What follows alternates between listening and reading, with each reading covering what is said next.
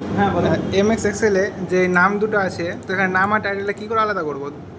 এগুলো তো তোমরা হলে কি করবে, এটাকে হয়তো প্রথমত সিলেক্ট করে এখানে কপি করবে, আবার এটা সিলেক্ট করে এখানে কপি করবে, সেটা করতে হবে না। তার জন্য কী করবে, দুটো আলাদা আলাদা কী করবে, কলম দুটোতে কিছু একটা লিখে আমি ধরে লিখে দিলাম, তার জন্য FIRST ফার্স্ট নেম, তারপরটা হয়তো লিখে দিলে LAST লাস্ট নেম।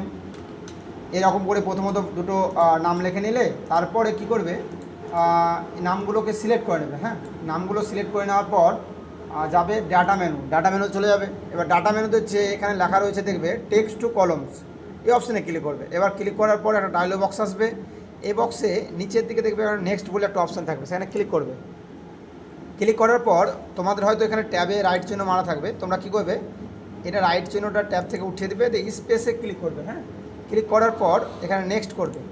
নেক্সট করার পর এখানে সেই সেল অ্যাড্রেসটা দেবে। যেরকম আমি সাপোজ ধরো এই যে লাল চিহ্নটা যদি ক্লিক করি তো ক্লিক করতে পারবো, না হলেও অসুবিধা নাই, শুধুমাত্র আমাকে সিলেক্ট করতে হবে। যেরকম ধরো আমি সাপোজ এটা আমি ক্লিক করলাম। এবার আমাদের বলছে ফার্স্ট কোনটায় আমরা নেবো, ধরো নামটা নেবো ফার্স্ট নেমে, আর টাইটেলটা নেবো লাস্ট নেমে, দুটো সেলে সিলেক্ট করলাম। এবার এটাকে বড় করে নিলাম, এবার আমি এখানে ফিনিশ করে দিলাম। এবার ওকে, দেখো অটোমেটিক চলে এলো। অটোমেটিক ফার্স্ট নেম আর লাস্ট নেমে কনভার্ট হয়ে গেলো।